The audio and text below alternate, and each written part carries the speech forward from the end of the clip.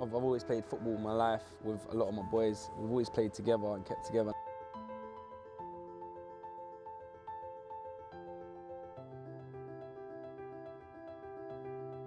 The biggest thing with football is that it brings people together. Vision is just growing and propelled year on year on.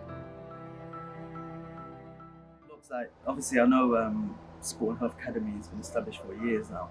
What kind of prompted you to start a Sunday League football team? I think it goes back to playing. Like I've always played football my life with a lot of my boys. We've always played together and kept together. And I think the biggest thing with football is that it brings people together. As you get older, like I'd lose contact with my friends, you know, because everyone's got commitments. Some of them are dads.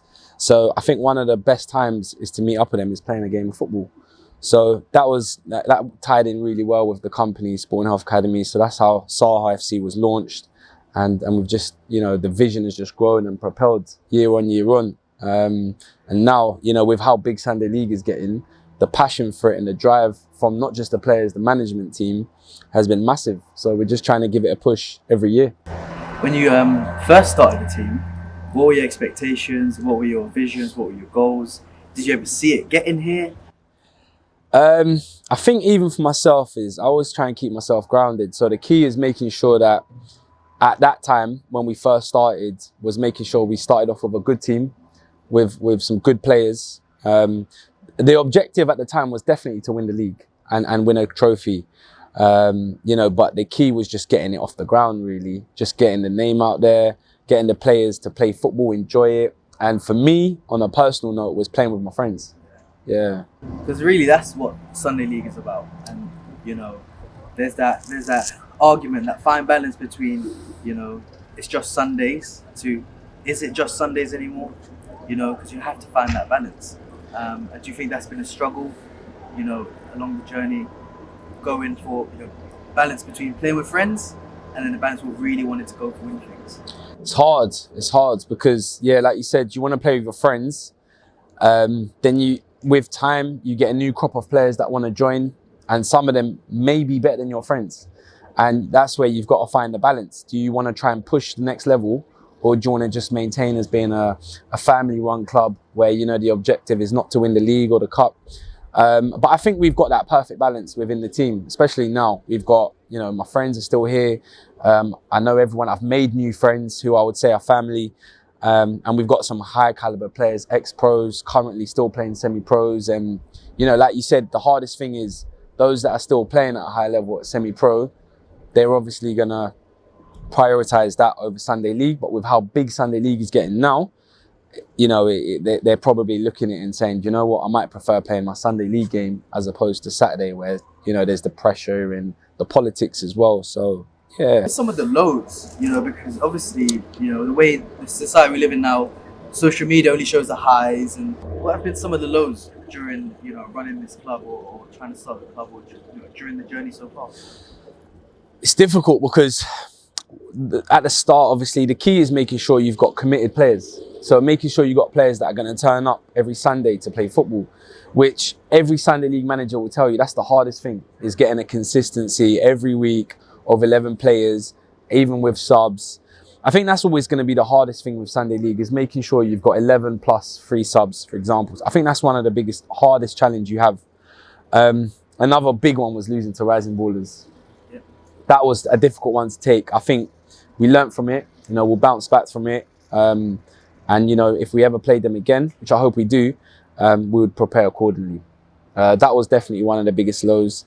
Like I said, there's been a lot of games where we've struggled for numbers with the 11 players. But another big one is finding a home ground. I think that's been one of my hardest challenges ever this year. Not only because of COVID, but I just feel like it's been very, very difficult. And I'm sure a lot of Sunday League managers will tell you the same. They haven't been able to secure a home ground purely because of COVID. And it's been the same for us. It's been very, very difficult. Like, I started in February trying to find a home ground for this season, and only now have we managed to secure a club home ground. For me, the vision is to have a same home ground for the club, for the first team and the X1s, but now we've managed to find a club home ground. the vision behind it is pushing grassroots football. So not just from the adults, but from the kids and children, all the way up. So remaining as a well-known Sunday League respectable club, having the best players where possible, as well as the best facilities. There's vision I've got in place that I want to put I want to do some more things. I'm obviously not going to leak it now, but there's a vision and there's a project behind everything that I'm trying to do and the management team are doing. So it's just making sure we tick all the boxes. How have you found your time at SAHA so far, Yus? Yeah, it's been great. I think it's important. You always hear, we're living in a rat race. Everyone's working a 9 to 5, Monday to Friday, or doing what they do, and it's always good to find something that you're passionate about and something that you enjoy, and you don't see as work. And I don't see this as work. It's not a job for me. It's not a burden for me. I've been enjoying it since I met some lovely people, like you said, that I would call family now. Get to see some great football every Sunday, and learned a lot of skills myself, if I'm honest. Do you know what I mean? There's a lot I've picked up on the way, personally, that, I would say I'll contribute that to being here at SAHA, man. Great club. It's good to hear. Obviously, this season started off very well. We've got expectations that we've spoken about. What do you expect from the players this season? So I set my team objectives with the guys before the season started. We obviously took on a tough pre-season, which we expected to be difficult anyway, but we did that because you got to play the best to be the best, right? That obviously went through, and then we had a little team meeting with the guys, and we went out for a meal, and we kind of said, look, the expectations are that we go for the league and we go far in the London Cup. But expectations as personnel is, you've seen the team we have the players, the caliber, and with that comes a lot of responsibility. Managing a set of 15, 16, 17 players who are, top caliber for Sunday League, and managing people's expectations, also kind of directing them in the right way. And what I require from them guys is patience, patience with the team, with management, with the other teams, and also just their commitment. I think at the end of the day, if someone says, they're available for a Sunday and then Sunday morning they drop out, it's never good. So I've always just asked, communication is the biggest key. Just communicate. Do you know what I mean? Be respectful of others, because it's not just about yourself. It's not. We always know it's not a team game. I'm sorry, it's a team game. Of course, and obviously that's the ethos behind it. It's about respect, leadership, being a role model to children. That's one of the main reasons SAHA was built, to project that to children in schools. Obviously, you've had a big transition this year from reserves to the first team. You was there when we set it up, the reserves. The expectations wasn't so high because obviously we was just getting it off the ground. But what's been the difference between the two, or the transition from stepping up to the first team? So yeah, like you said, the expectations weren't that high for the reserves. It was just a matter of kind of getting them off the ground. We started very well last season, in fact, and we probably set our expectations mid through the season when we were top in the league. Okay. And then it kind of, all the Sunday League things creeped in. People not turning up, not having enough players. It gets rainy and wet, and people are unavailable. And then COVID obviously hit, and then I kind of made the step up to the first team. It was a massive transition. Don't get me wrong. Like I said, let's be honest. The caliber of players that we have in the first team, they make my job easy. First of all, they do make my job easy, but also managing guys and getting the best out of them as well. Like I said, trying to teach them communication and just getting everyone together. I think there was a bit of discourse in the team, and I had to kind of try to glue everyone back together and get us ready for the season. Obviously, you took over T. Unfortunately, you left the club, and you've taken over. Would you say you've kind of continued what he's done, or do you think you've made changes to the way it was previously run, or previously how you saw it? No, I would say T definitely built some great foundations. To say anything less would be a disrespect. I think T's done amazing. He's still in and around the club. He's always there to pick up the phone if I need him. if I've got any questions. He's always supporting us. So big up T. But I think he left the foundations, and then myself and Rocky, the assistant manager, we added our touch. I definitely say we added our touch. There are some minor changes we made in the club. I think a lot of it was operational, if I'm honest. You know, like between myself, you, Rocky, Roger, and Rosh, we worked hard behind the scenes to get things going for this season.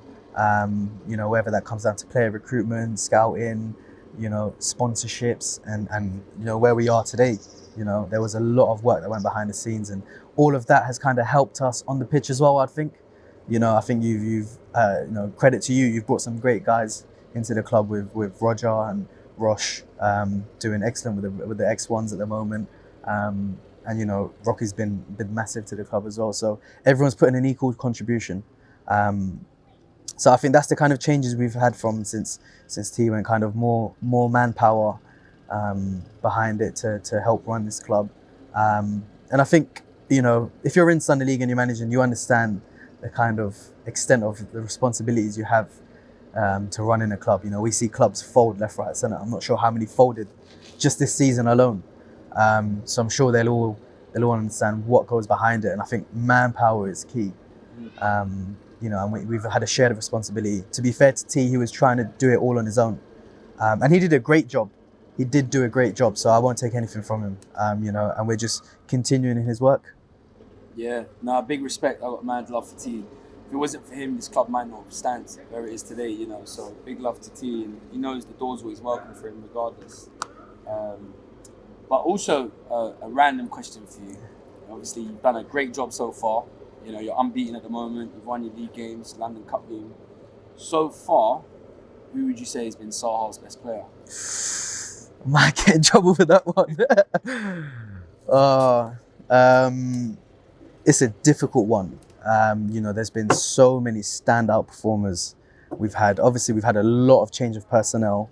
You know, a lot of people left the club in the summer. So we had to do a big recruitment drive. We've brought in loads of excellent players who've played at much higher levels, you know, and they just come Sundays to enjoy, as they should. But picking a standout player, you know, we shored up our defence, definitely. And I think I'd probably, you know, have to give it to two players. Okay. I'll probably have to give it to two players here. I'd say it's Jake Hill and Jordan Sims. Okay, your centre-back partnership. Centre-back partnership. I think, you know, their communication on the pitch, their leadership, and their defensive qualities just have made a massive difference. Okay. You know, they make the rest of the team feel confident, you know. That allows, you know, special mention to skipper Brad, and Kieran as well, who have been bringing in the goals, bringing in the assists, bringing in the nutmegs, bringing in the flip-flaps. It's those two guys at the back who allow them to express themselves and do what they're doing forward. Do you know what I mean? Let me not take anything from the team. It's a team game, and everyone's worked exceptionally well. You know, from being there on starting to being on the bench to maybe not even coming on. You know, it's that commitment, it's that team togetherness that's made a difference. But if you're going to put me in it, I'll put our centre-back partnership. But it can change during the season. Of course. So, I mean, to date, you know, that's a fair shout. I've watched all the games on YouTube if I haven't been there. And they've been very consistent, definitely. Yeah. I think also, you know, we had a great influx of young players as well. You know, Sean and Marco, who have brought that energy, that youthfulness, and attitude, if I'm honest. You know, they're ready to learn. I think they appreciate the kind of players that are around them that have the experience and they're learning. You know, you never hear a kind of a negative word from them or a bad attitude, you know. They're always quite very professional and, you know, they listen. So that's been a major help as well. First game, or opening game in our new home ground is against Spartans. That game is dubbed Man City, Liverpool, your Barcelona, Real Madrid. El Clasico. It's a perfect opener for our new I think home it's more of ground. an AC Milan, Inter Milan, you know. Maybe, you know. San Siro. How do you think that's going to play out? First home game in our home ground against the title challengers. Look, it's a 6-pointer. You know, we're both unbeaten in the league. Fair enough, we've played an extra game or so because of how the fixture have been. They're a great team, you know, and I tip them to win the league. Definitely. It's obviously going to be our first game, but it's the same pitch for both teams. Whether we can adjust or whether they can adjust is kind of what's going to happen on the day. If I'm honest, I do think we're going to win. I think the boys have got it in them to win. It is going to be a fiery one, and I know both sets of our teams are up for it. You know, friends off the pitch. You know, don't get me wrong. You know, we're all friends off the pitch, but on that pitch on that day, it's going to be a different story. But you know, I think we've just got that cutting edge at the moment that separates us between us and them. It will be a very tight game. It will be a very tight game. Probably need Mike Riley to ref that one. Yeah, might have to get him in for that one. But I think, you know, definitely it'll be a tough game. It's a 6-pointer, so like I said, the boys are already up for it. You know, it's a fixture everyone's been looking forward to. I'm sure the whole of the Croydon League will want to come to it. Might have to make it a 7 p.m. kickoff, just so everyone can come. We can fill it now anyway. But it will be our first game here, so you know it's not like the boys are going to be used to it and kind of be able to maximise it. But we're all going to be learning on that day. What's your predictions, scoreline? I think it's going to be 3-1 SAHA. I've got 3-1 SAHA. It's going to be 2 Brad, 1 KC. 2 Brad, 1 KC.